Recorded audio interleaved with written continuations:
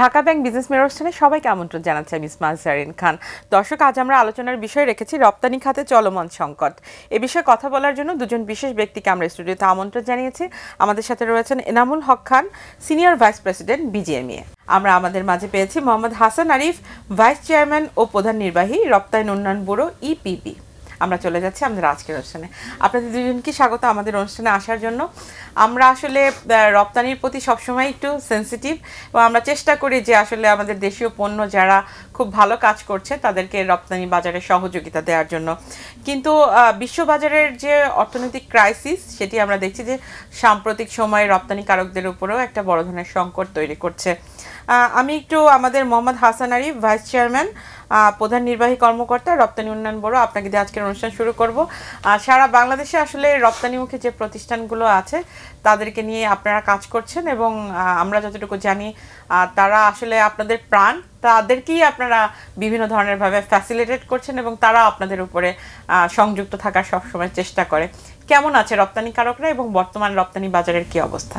বাংলাদেশের রপ্তানিকারকরা তা আসলে খুবই রেজিলিয়েন্ট একটা বিজনেস এন্টারপ্রেনিয়র গ্রুপের অংশ আর কি। কাজে বাংলাদেশের সামগ্রিক ব্যবসায়িকদের যে গোষ্ঠী তার মতোই বাংলাদেশের ব্যবসায়ীরাও সংগ্রামের মধ্য দিয়ে এবং বিভিন্ন প্রতিকূল পরিবেশের মধ্য দিয়ে তারা কিন্তু আজকের প্রাইভেট সেক্টরের নেতৃত্বে বাংলাদেশের যে অর্থনৈতিক বিকাশ এই পর্যায়ে বাংলাদেশকে নিয়ে এসেছেন।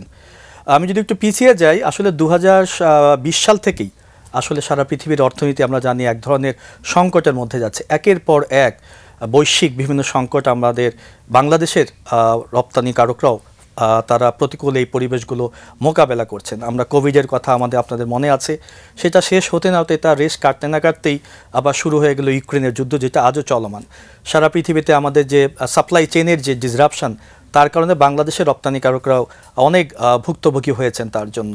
এর পরবর্তীতে আমরা দেখলাম রেসিপ্রোকাল ট্যারিফের যে ইম্পোজ হলো বাংলাদেশের ওপর, সেটি আমরা যখন সামলে ওঠার চেষ্টা করেছি, নেগোসিয়েশন সফল করছি, সেই মুহূর্তে আবার শুরু হয়ে গেল মধ্যপ্রাচ্যের এই যুদ্ধ। কাজে আমাদের রপ্তানিকারকরা কিন্তু একের পর এক সংকটের মধ্যে আছেন এবং এজন্যই সাম্প্রতিক সময় আপনারা শুনেছেন যে রপ্তানিতে এক ধরনের নেগেটিভ গ্রোথ আমরা গত বছরের তুলনায় হচ্ছে।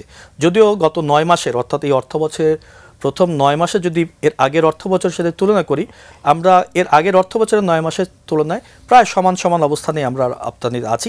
তবে আমরা এগুতে পারিনি আর কি। রপ্তানিকারক এই যে প্রতিবন্ধকতার কারণে রপ্তানিকারকরা বিভিন্ন রকম এক ধরনের প্রতিকূল পরিবেশের মধ্যে তারা চলছেন। এই প্রতিকূল পরিবেশের মধ্যে রপ্তানি খাতের প্রধানতম খাত হচ্ছে পোশাক খাত এবং সেই পোশাক খাত আসলে যেটি বলছিলেন যে বিভিন্ন সময়ে বিভিন্ন রিস্ক নিয়েই তারা কিন্তু আসলে এই চ্যালেঞ্জ মোকাবেলা করে টিকে আছেন। আমরা আশা করছি এই সংকটকালীন সময়ে আপনারা সে ধরনের চ্যালেঞ্জ নিয়ে সামনে আগাচ্ছেন। কেমন যাচ্ছে আপনাদের সময়? খুব একটা ভালো খবর দিতে পারছি না আসলে। আমরা পরিস্থিতি আমার মতে বা আমাদের মতে বেশ উদ্বেগজনক একটা পরিস্থিতি। কারণ আমরা যদি ধারাবাহিকভাবে যে রেকর্ডটা দেখি, যেভাবে গত 8 মাস 9 মাস 8 মাস, এই যে 8 মাস আমাদের যে রপ্তানি যে একটা ট্রেন্ড আমরা দেখতেছি, এক্সেপ্ট জুলাই যখন 24% প্রবৃদ্ধি হয়েছিল, জুলাইয়ের পর প্রতিটা মাসে কিন্তু আমরা নিম্নমুখী আমাদের, এবং মার্চ মাসে এই এটা 19.35% আমাদের ড্রপ করেছে export, which is a very serious concern. আমরা অত্যন্ত চিন্তিত আসলে কোন দিকে যাচ্ছি আমাদের ইয়েতে।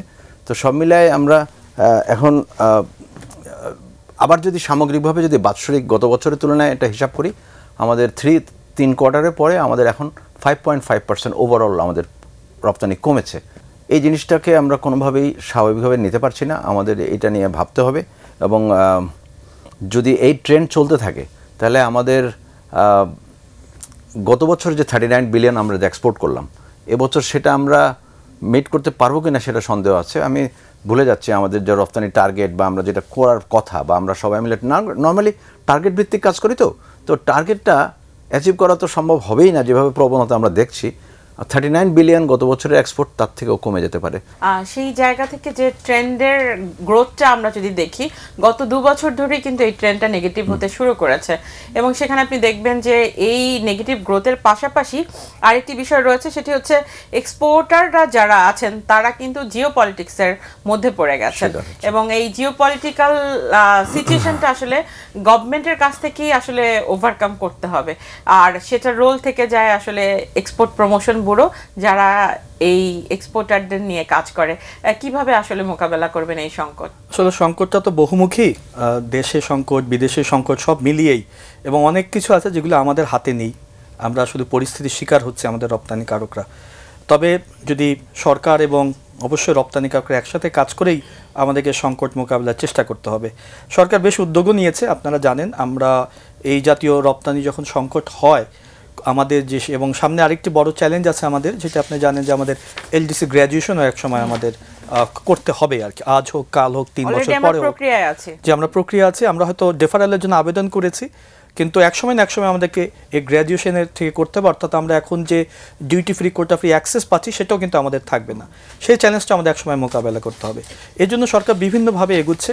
একটা বড় কাজ যেটা সরকার করছে বা শুরু করে দিয়েছে সেটা হচ্ছে যে বিভিন্ন দেশের সাথে বাইল্যাটারাল এবং বিভিন্ন অর্গানাইজেশন বা গোষ্ঠীর সাথে, অঞ্চলের সাথে মাল্টিল্যাটারাল ট্রেড এগ্রিমেন্টে আমরা অংশ নিতে যাই, যাতে আমাদের এই প্রেফারেন্সিয়াল যে অ্যাক্সেসটা আছে এটা আমরা কন্টিনিউ করতে পারি গ্র্যাজুয়েশনের পরেও। আপনারা জানেন যে এবছরই কিন্তু প্রথমবারের মতো বাংলাদেশ কোনো একটি উন্নত দেশের সাথে একটি আমাদের যে ফ্রি ট্রেড এগ্রিমেন্ট বলি, জাপানের সাথে আমরা এটা, জাপানের মতো একটা উন্নত দেশের সাথে বাংলাদেশ ইকোনমিক পার্টনারশিপ এগ্রিমেন্ট করেছে, এবং এটি ফলশ্রুতিতে আরও অন্যান্য দেশের সাথেও কিন্তু এ জাতীয় এগ্রিমেন্টগুলি খুবই দ্রুততার সাথে আমরা সম্পন্ন করতে সক্ষম হব। যেমন কোরিয়ার সাথে আমাদের নেগোসিয়েশন অনেক দূর এগিয়ে গেছে, এবং সিঙ্গাপুর এবং এইসব আরব আমিরাতের সাথে আমাদের কথা চলছে। আমরা ইতোমধ্যেই আমাদের যে সবচেয়ে বড় যে গন্তব্য রপ্তানি ক্ষেত্রে ইউরোপিয়ান ইউনিয়ন, তাদের সাথেও কিন্তু আমরা ফ্রি ট্রেড এগ্রিমেন্ট করার জন্য আমাদের অভিপ্সা আমরা ব্যক্ত করেছি, এবং সেখানে হয়তো খুব সহসাই আলোচনা শুরু হবে। আরএমজির পাশাপাশি অন্যান্য খাতেরও বিভিন্ন রকম মেলাতে আমরা নিয়ে যাচ্ছি আমাদের রপ্তানিকারকদের। এই মুহূর্তে আমরা বার্সেলোনাতে আমাদের সি ফুডের সারা পৃথিবীর সবচেয়ে বড় মেলাটি শেষ করে আসলাম। আমরা নাইজেরিয়াতে গিয়েছিলাম ফার্মাসিউটিক্যাল ইন্ডাস্ট্রিকে নিয়ে। আমরা সামনে নেপালে যাব একটি মেলা করতে। আপনি জানেন জুনে আমরা লাইফস্টাইল ফ্যাশনের জন্য আমাদের যারা হ্যান্ডিক্রাফটস আছেন, জুট গুডস আছে, তাদেরকে নিয়ে আমরা জাপানে যাচ্ছি। আমাদের এই মুহূর্তে একটা মেলা চলছে আমেরিকাতে, পৃথিবীর সবচেয়ে বড় ফার্নিচার মার্কেটে বাংলাদেশ প্রথমবারের মতো অংশগ্রহণ করছে ইপিবির সহযোগিতা, বাংলাদেশের ফার্নিচার ম্যানুফ্যাকচারার, এক্সপোর্টাররা। এভাবে আমরা পণ্যেরও বহুমুখীকরণের, গন্তব্যের বহুমুখীকরণের আমরা চেষ্টা চালিয়ে যাচ্ছি রপ্তানির এই যে চ্যালেঞ্জ, এটা মোকাবেলার জন্য। বিশ্ব আসলে অর্থনীতি তো চ্যালেঞ্জের মধ্য দিয়ে যাচ্ছে, তো পার্শ্ববর্তী দেশগুলো এই চ্যালেঞ্জ মোকাবেলায় টাকার মান খানিকটা কমিয়ে ডলারের সাথে সমন্বয় করেছে, বাংলাদেশ পারছে না কেন? এটা তো অর্থনীতিবিদদের প্রশ্ন। তারপরেও আমি ব্যবসায়ী হিসেবে আমি যেটা বলতে পারি যে আমাদের ব্যবসা আর একটু সহজতর করার জন্য বর্তমান যে অবস্থা, সেখানে আমরা কিছুটা সমন্বয় করা খুবই দরকার, মানে ডিভ্যালুয়েশন করা দরকার, টাকাকে ডিভ্যালুয়েশন করে। গভর্নমেন্টের সাথে বসছেন? এটা নিয়ে তো অলরেডি কথা হয়েছে, গভর্নমেন্ট বলছেন এরা দেখছেন অ্যাক্টিভলি, বাট এই মুহূর্তে ওনারা এটাতে করতে এই মুহূর্তে রাজি না, মেবি করতে হবে একটু সামনে। বাট আমরা যেটা দেখছি সেটা হচ্ছে যে আমরা যেহেতু প্রতিযোগিতার সক্ষমতা হারাচ্ছি, সেখানে আমার যদি কিছুটা টাকার অবমূল্যায়ন হয়, কিছুটা, খুব বেশি আমি বলি না যে ব্যাপকভাবে করা, এবং কিছু কিছু করে করতে হবে তো অনেকটা, বাট কিছু কিছু করে করতে হবে, তাহলে দেশের উপরে চাপটা একসঙ্গে থাকবে না। এখন আমাদের যে প্রতিযোগী দেশ হচ্ছে ভারত। ভারত ছিল 75 টাকা 76 টাকা ওদের রুপিস সে অ্যাগেন্স্ট ডলার, সেটা এখন 94 to 96, মানে ব্যাপক 20 টাকা যদি ভারত মানে ডিভ্যালু করে, তাহলে এটা তো আমাদের ডাইরেক্ট প্রতিযোগী তারা, তো তাদের যে রপ্তানিকারকরা তারা অনেক সুবিধাজনক অবস্থায় চলে আসলো, সে জায়গায় আমরা একটা চাপের মুখে থাকলাম। তো ভারতের সাথে একটা প্রতিযোগিতা আছে, তারপরে তো আছে আমাদের ভিয়েতনাম, ক্যাম্বোডিয়া, ইন্দোনেশিয়া, এগুলো তো আমাদের প্রতিযোগীরা আছেনই। তো আমাদের সব কিছু মিলে ডিভ্যালুয়েশনের কথা যদি বলি, আমাদের ব্যবসা সহজতর করার জন্য বা ব্যবসাকে আরেকটু মোর কম্পিটিটিভ করতে হলে আমাদের ডিভ্যালুয়েশন করতেই হবে। এবং কিন্তু আরেকটা চ্যালেঞ্জ তো সামনে আসছে, যেটি আসলে আমাদের চেয়ারম্যান সাহেব বললেন যে এলডিসি আফটার এলডিসি গ্র্যাজুয়েশনের আগে কিন্তু আমাদের একটা চাপ আসবে ছোট ছোট ফ্যাক্টরিগুলোকে কমপ্লায়েন্স করা, এবং এই কমপ্লায়েন্সের জন্য কিন্তু অনেক ফ্যাক্টরি তাদের এক্সপোর্ট বন্ধ করতে হবে, এবং তারা সেটার সাথে পেরে উঠবে না। তো সেই ক্ষেত্রে তো আসলে আমরা দেখছিলাম কোভিড সময় একটা প্রণোদনা এসেছিল, আবার তত্ত্বাবধায়কের সময়ও দেখা গেছে যে তারা ফ্যাসিলিটেট করা শুরু করছিল।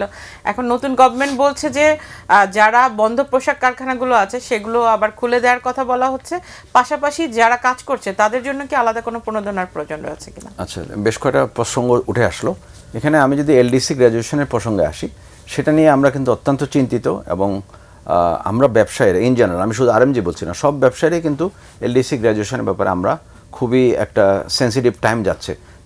আমরা চাই সরকার যেন এটাকে নেগোসিয়েশন করে এটাকে 3 বছর পেছানোর যে একটা প্রস্তাব চলছে, এটাকে যেন অবশ্যই বাস্তবায়ন করি। এটা করলে আমরা একটা ব্রিদিং স্পেস পাবো, আমরা কিছুটা টাইম পাবো রেডি হওয়ার জন্য। তো রেডিটা হয় কি আমাদের অনেক রকম ব্যাপার আছে, আমাদের এর মধ্যে সরকারের একটা দায়িত্ব আছে, যেমন ওনাদের ইপিবি বা কমার্স মিনিস্ট্রিতে দায়িত্ব হচ্ছে এফটিএসগুলো রেডি করা। এটা আমরা কিছুটা পিছিয়ে পড়েছি, আমি অবশ্যই বলবো এটা আরও আগের থেকে শুরু করা দরকার ছিল, কারণ আমরা তো এলডিসি গ্র্যাজুয়েশন আজকে বা কালকে আমরা করবোই, হয়তো 3 বছর পেছাবে বা পেছাবে না। তো ইন দ্যাট কেস আমাদের এফটিএগুলো আমাদের সম্পন্ন করতেই হবে। এদিকে আমাদের ফ্যাক্টরিগুলোর দায়িত্ব হচ্ছে আমরা নিজেদেরকে রেডি করা। নিজেদেরকে রেডি করা মানে আমাদের দক্ষতা উন্নয়ন করতে হবে, আমাদের এফিসিয়েন্সি বাড়াতে হবে, প্রোডাক্টিভিটি বাড়াতে হবে। এগুলো কিন্তু করে আমরা রেডি হতে হবে, সো দ্যাট এই যখন আমরা গ্র্যাজুয়েট করব তখন কি হবে, আমাদের duty free export to Europe, যেটা আমাদের সবচেয়ে বড় বাজার, এটা কিন্তু ডিউটি ফ্রি এক্সপোর্ট আমাদের বন্ধ হয়ে যাবে। তখন আমাদের 12 থেকে 14% ডিউটি অ্যাড হবে। আমরা আরেকটু শুনবো, আমরা একটা বিরতিতে যাচ্ছি। দর্শক, আমরা একটা বিরতিতে যাচ্ছি, বিরতির পর আবারও ফিরছি ঢাকা ব্যাংক বিজনেস মিরর অনুষ্ঠানে। বিরতির পর আবারও আমন্ত্রণ জানাচ্ছি ঢাকা ব্যাংক বিজনেস মিরর অনুষ্ঠানে, যেটি আপনি বলছিলেন। আমি বলছিলাম অ্যাবাউট ডিউটি, আমাদের যে এলডিসি গ্র্যাজুয়েশনের পরের অবস্থা। এলডিসি গ্র্যাজুয়েশনের পরের অবস্থা একটা হচ্ছে সরকারের দায়িত্ব, আমি বললাম ওনারা এফটিএ গুলো রেডি করে দেবেন, যদি দ্রুত করতে হবে এটা, বাট এটা দ্রুতও সম্ভব না। আমরা চাই দ্রুত, কিন্তু এটা দ্রুত করা সম্ভব না, এফটিএ করতে সময় লাগে। স্পেশালি আমরা চাই প্রথমেই আমরা ইউরোপিয়ান ইউনিয়নের সাথে একটা এফটিএ, একসঙ্গে কিন্তু আমরা পুরো ইউরোপে আমরা অ্যাক্সেস পাবো, ডিউটি ফ্রি অ্যাক্সেস পাবো।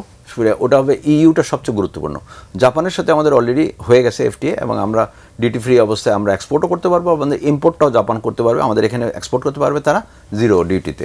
তো এটা একটা ভালো চুক্তি হয়েছে, এবং জাপান একটা ভালো বিজনেস পার্টনার আমাদের। ভুটানের সাথে একটা আছে, সেটা হয়তো নেগলিজেবল, তেমন কিছু না। আমাদের ইমিডিয়েটলি যেটা করা দরকার আমাদের মধ্যপ্রাচ্য, Latin America, Africa, Australia, Bharat এবং চীন, এই সব দেশের সাথে আমাদের এফটিএগুলো আমরা সম্পন্ন করতে হবে, সো দ্যাট আমরা খুব দ্রুত গতিতে ডিউটি ফ্রি। ইন্ডিয়া কিন্তু এই জায়গায় অনেক দূরে গিয়ে গেছে।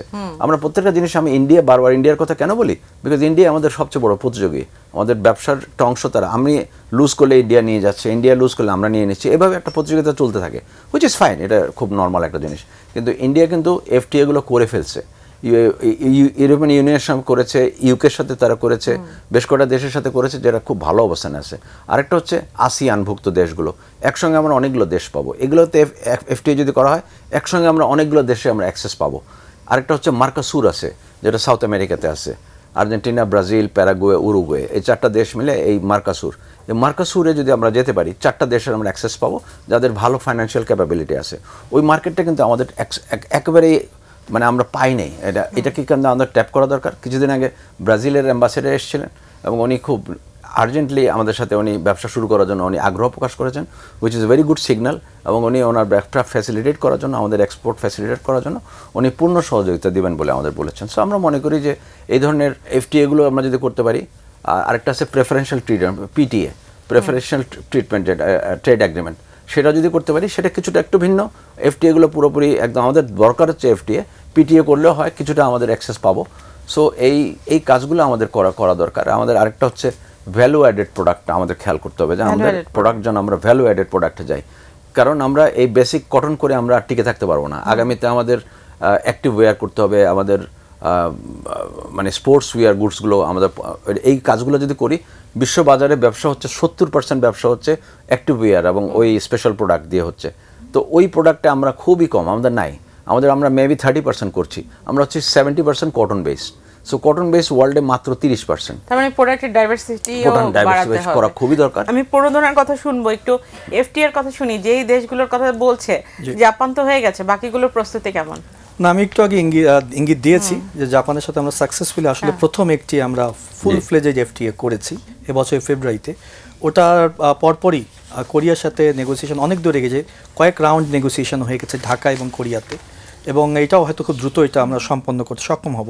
বড় একটি যেটা আমাদের স্টেপ হয়ে যাবে যদি আমরা ইউরোপিয়ান ইউনিয়নের সাথে আমাদের এফটিএ চাচ্ছেন, এবং আমরাও সবাই চাচ্ছি। আমরা ইতিমধ্যে সরকার আনুষ্ঠানিকভাবে ইউরোপিয়ান ইউনিয়নের কাছে আমাদের এই যে আকাঙ্ক্ষা, এটা আমরা প্রকাশ করেছি, এবং এটা নেগোসিয়েশন শুরু হয়ে গেলে, এবং আমাদের একটা সুবিধা হলো এখন যে আমরা কিন্তু একটি উন্নত দেশের সাথে একটি এফটিএ সম্পন্ন করার অভিজ্ঞতা আছে, সেই যোগ্যতাও আমাদের আছে আর কি। এটি কিন্তু অন্যান্য দেশের এফটিএ গুলো আমাদের সাথে Support হবে। মানে সম্পন্ন করতে আমাদের সহায়তা করবে। আর মাল্টিল্যাটারাল এগ্রিমেন্টগুলো তো আমাদের যোগ দেওয়া জরুরি হয়ে গেছে। এর মধ্যে সরকার ইতিমধ্যেই আরসেপ যে মাল্টিল্যাটারাল এগ্রিমেন্টটা আছে, এই দক্ষিণ পূর্ব এশিয়া এবং জাপান, চীন এই অঞ্চলকে নিয়ে, অর্থাৎ বিশ্বের একটা বড় অর্থনৈতিক অঞ্চলকে, সেখানে বাংলাদেশ Middle অংশ East-এর নেওয়ার কথা জন্য বলছিলেন। আমরা যাচ্ছি। মিডল ইস্টের সাথেও যদি আমরা গালফ জিসিসি কান্ট্রিগুলির সাথেও যদি আমরা এগ্রিমেন্টে যেতে পারি, কারণ জিসিসিতে শুধু সেই এক্সপোর্ট আলোচনা মার্কেট কি আছে না, হয়েছে? সেখানে আরব আমিরাতের সাথে আমাদের আলোচনা হয়েছে। সেটিও যদি সফল হয়, হয়তো অন্যান্য দেশগুলোতে, মিডল ইস্টের অন্যান্য প্রস্তুতি দেশের চলছে। সাথেও আমরা সম্পন্ন করতে পারবো বা সম্পাদন করতে পারবো একটির পর একটি করে। সরকারের ইচ্ছা আছে এবং উদ্যোগও আছে। হয়তো আমাদের যেভাবে 26-এ যদি আমাদের গ্র্যাজুয়েশন হতো, বা তাহলে আমাদের যে পর্যায়ে আমাদের অগ্রগতি থাকা উচিত ছিল সেই পর্যায়ে হয়তো আমরা নেই। কিন্তু যেহেতু আমরা এখন একটু ডেফারেলের জন্য আমরা আবেদন করেছি, এবং এই উদ্যোগগুলো যদি আমরা একটু সময় পাওয়া যায়, সরকার বেসরকারি কাজ সবাই মিলে এই কাজ এবং অন্যান্য যেসব কাজ প্রস্তুতির জন্য আমাদের প্রয়োজন সেগুলো যদি সম্পন্ন করি, হয়তো এলডিসি গ্র্যাজুয়েশনের চ্যালেঞ্জ আমরা খুব ভালোভাবে মোকাবেলা করতে সহযোগিতা পারবো। লাগবে। অবশ্যই। যেটি বাকি ছিল প্রণোদনার কথাটি জানতে চাচ্ছিলাম, সেটি বলছিলাম প্রণোদনা তো আমরা যে প্রণোদনা বেসিক্যালি আমরা চাচ্ছি যে গভর্নমেন্ট আমাদের যেটা সবচেয়ে প্রথম যেটা করা দরকার সেটা হচ্ছে ইন্টারেস্ট রেট 12 থেকে 14%। আমি যদি ডাবল ডিজিটে এটাকে ডাবল ডিজিটে সিঙ্গেল ডিজিট আনতে না পারি, তাহলে আসলে ব্যবসার সম্প্রসারণ কোনোভাবেই বাংলাদেশে ব্যবসা হবে না, এবং এটা করতেই হবে, খুব দ্রুত করতে হবে। আর এটা যদি না করা যায়, তাহলে আমাদের স্পেশালি এক্সপোর্টারদের জন্য স্বল্প সুদে স্পেশাল কিছু থোক বরাদ্দ করতে হবে, 5,000 কোটি 10,000 কোটি বরাদ্দ করতে হবে, যেখানে ইন্টারেস্ট রেট হবে 6, 7, 8 এর মাঝে থাকবে। আর যদি না করা যায়, যে ইন্টারেস্ট রেট কমানো না, এটা আমরা শুধু এই টাকাটা উঠাবো এক্সপোর্টাররা, সো দ্যাট আমরা এক্সপোর্টাররা আমাদের ওই সক্ষমতাটা ধরে রাখতে পারি। এছাড়া যেটা আমরা এটা হচ্ছে ইন্টারেস্ট রেটের কথা বললাম। আরেকটা হচ্ছে যে প্রণোদনা আমরা যেটা পাচ্ছি, এই প্রণোদনায় খুব ইন্টারেস্টিং হচ্ছে, আমাদের প্রণোদনা কেন দেওয়া হচ্ছে? আমাদের অবস্থা খুবই খারাপ, এই অবস্থা থেকে বেরো আসার জন্য আমাদের প্রণোদনা দেওয়া হচ্ছে। আবার তার থেকে 10% আবার ভ্যাট কাটা হচ্ছে, অথবা 10% শুল্ক সব গভর্নমেন্ট কাটতেছে।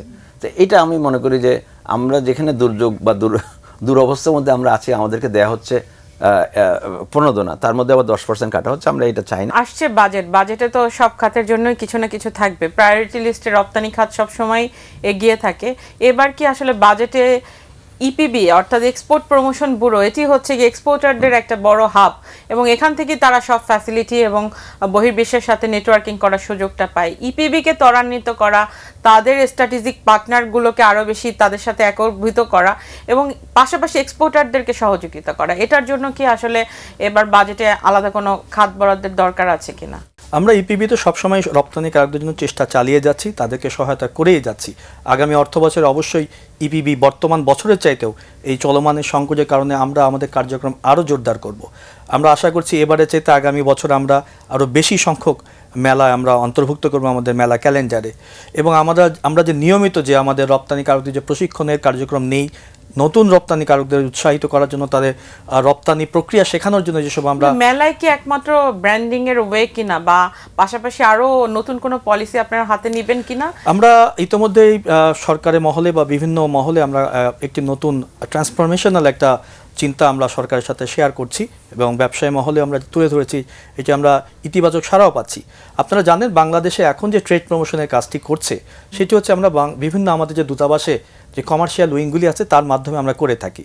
এই কমার্শিয়াল উইংগুলিতে চলে কমার্শিয়াল কাউন্সিলরদের মাধ্যমে, যারা একটি স্বল্প সময়ের জন্য সেখানে যান এবং তিনি সেই কাজটি সম্পন্ন করে তার অভিজ্ঞতা নিয়ে দেশে ফিরে আসেন। তার অভিজ্ঞতা এবং তার লব্ধ জ্ঞান কিন্তু আর পরবর্তীতে আর কোনো কাজে লাগে না, বা ইপিবিও এই কাজটা বা সেই কমার্শিয়াল উইংও কেউই কিন্তু আর উপকৃত হয় না। আবার নতুন একজন সেখানে যান, তিনি আবার নতুন করে শেখেন এবং নতুন করে ট্রেড প্রমোশনের কাজ উনি শুরু করেন। এভাবে কিন্তু ট্রেড প্রমোশন অন্যান্য দেশ আর আজকাল করে না। আপনারা আশেপাশে আমাদের যারা প্রতিযোগী আছে তার প্রত্যেকেই একটা আলাদা একটি প্রতিষ্ঠান তারা তৈরি করেছে শুধু ট্রেড প্রমোশনের জন্য। জাপান করেছে জেট্রো, ভিয়েতনাম করেছে ভিয়েট্রেড, ম্যাট্রেড করেছে মালয়েশিয়া। তার প্রত্যেকেই প্রফেশনালদেরকে নিয়ে যারা তাদের সারা কর্মজীবনই শুধু ট্রেড প্রমোশনের কাজটি করবেন। এটি বাংলাদেশে করার সময় এসে গেছে। আমরা অনুষ্ঠান শেষ করব, হাতে সময় একদম কম। খুব সংক্ষেপে সরকারের কাছে এই মুহূর্তে রপ্তানিকারকদের সংকট কাটিয়ে ওঠার জন্য কি চাইবেন? গত ঈদের সময় একটা ছিল, খুব একটা সুন্দর একটা স্টেপ ছিল, আমাদের বিজিএম এর অনুরোধে আমরা 1 মাসের একটা অ্যাডভান্স আমরা পেয়েছি, এবং এর কারণে আমরা দেখেছি একটা অ্যাডভান্স, কিন্তু অ্যাডভান্স এটা লোন, এটা 1 বছরের মধ্যে শোধ করতে হবে, কিন্তু এই যে একটা হেল্প করলো গভর্নমেন্ট, এতে করে আমাদের টোটাল সেক্টরে একটি সিঙ্গেল ফ্যাক্টরিতে কোনো গণ্ডগোল নেই। হয়তো খেয়াল করেছেন, এই যে 1 মাসের বেতন অ্যাডভান্স দেয়া, এই দেওয়ার কারণে যারা ছোট ছোট মাঝারি ফ্যাক্টরি, তারা বড় একটা বিপদ থেকে কাটিয়ে গেল। এই যে সরকারি হেল্পগুলো এইভাবে কিন্তু কাজ করে। এখন আমরা চাচ্ছি সরকারের থেকে নীতি সহায়তা। আমাদের ইন্টারেস্ট রেটের কথা অলরেডি আমরা আলাপ করেছি, ইন্টারেস্ট রেট কমাতে হবে। তারপর আমাদের প্রণোদনা যেটা দেওয়া হচ্ছে এটাকে আমাদের একটু বাড়াতে হবে, প্লাস যে ট্যাক্সটা কাটা হচ্ছে 10%, এটা যেন এটা বন্ধ করতে হবে ট্যাক্সটা কাটা, এবং প্রণোদনাটা একটু অ্যাডজাস্ট করতে হবে। তো এই কটা জিনিস যদি হয়, আমরা মনে করি যে সরকার তো আরও অনেক কিছু করতে পারে, যেটা হচ্ছে যে আমাদের এনবিআর আছেন, আমাদের বাংলাদেশ ব্যাংক আছেন, এবং আমাদের কমার্স মিনিস্ট্রি আছেন। তো সব মিলায় আমরা কিন্তু আমাদের এই যে বাজেটের সময় আমরা কী কী জিনিস আমরা চাই, আমাদের প্রত্যেকটা জিনিস আমরা কিন্তু এক্সপ্লেন করেছি বাংলাদেশ ব্যাংকের কাছে। এনবিআর এবং বাংলাদেশ ব্যাংক এবং বাণিজ্য মন্ত্রণালয়, এনারা আমাদের বক্তব্য শুনেছেন, এবং আমরা মনে করি যে এটা একটা নির্বাচিত সরকার, এবং যেভাবে আমাদের বক্তব্যগুলো ওনারা শুনেছেন, যে দাবি দাওয়াগুলো ছিল বা আমাদের যেসব জিনিস আমরা খুব সুন্দরভাবে ডিসিপ্লিন আকারে আমরা লিখে আমরা সব সাবমিট করেছি, ওনারা দেখবেন বলেছেন। এবং এটা আমি মনে করি যে যদি ওনারা দেখেন, সেক্টরের জন্য এবং দেশের জন্য অনেক ভালো। আমরা অনুষ্ঠান শেষ করব। জ্বালানি সংকট খানিকটা কাটতে শুরু করেছে, এবং সাম্প্রতিক সময়ে আমরা দেখছি যে পরিবর্তনগুলো এসেছে, সেখানে খুব ছোট্ট করে যদি একটু বলতেন যে রপ্তানিকারকরা আশাহত না হয়ে যাতে তারা ধৈর্য ধরে, রপ্তানিকারকদের উদ্দেশ্যে আপনার কি বলার আছে? রপ্তানিকারকদের আমি বলবো যে সরকার যে নীতি সহায়তার কথা বললেন আমাদের বিজিএম এর সিনিয়র ভাইস প্রেসিডেন্ট মহোদয়, আমি বলবো যে এই নীতি সহায়তা কিন্তু সরকার দেওয়া শুরু করেছে। যেমন এতদিন আপনারা জানেন যে আমাদের যে বন্ডের সুবিধা ছিল কাঁচামাল আমদানির বিষয়ে শুধুমাত্র আরএমজি সেক্টরের জন্য ছিল। সরকার আরও 8টি সেক্টরকে অন্তর্ভুক্ত করে কিন্তু যাদের বন্ডের লাইসেন্স নেই, তারা যাতে জাস্ট তাদের গ্যারান্টি, ব্যাংক গ্যারান্টির বিপরীতে কাঁচামাল আমদানি করতে পারে, সেটা সুবিধা করে দিয়েছে। আমি রপ্তানিকারকদের বলবো এই জাতীয় নীতি সহায়তাগুলোর সুযোগ নিতে, যাতে তারা তাদের এই সুযোগগুলো ব্যবহার করে তারা তাদের রপ্তানিকে আরও জোরদার করতে পারেন। আমরা আশা করছি রপ্তানিকারকদের উদ্দেশ্যে ইপিবি এক্সেস অফ ইনফরমেশন আরও বেশি ইজি করে দিবে, এবং যাতে যারা রপ্তানিকারক আছে তারা তাদের ফ্যাসিলিটিগুলো খুব সহজে জানতে পারে। আর সরকার যেহেতু রপ্তানিকারকদের পাশেই আছে, আমরা আশা করছি সংকট কেটে যাবে, তবে ধৈর্য ধরতে হবে। আগামী সময় আমাদের ভালো আসবে, নতুন সরকার রপ্তানিকারকদের পাশে থেকে আগামী সম্ভাবনাময় বাংলাদেশকে তুলে ধরবে। আপনাদের দুজনকে অসংখ্য ধন্যবাদ আমাদেরকে সময় দেওয়ার জন্য। ধন্যবাদ বাংলা ভিশন। দর্শক, এই ছিল আজকের মতো ঢাকা ব্যাংক বিজনেস মিরর অনুষ্ঠান। দেখা হবে আগামী সপ্তাহে। সেই পর্যন্ত সবাই ভালো থাকুন, সুস্থ থাকুন, নিরাপদে থাকুন।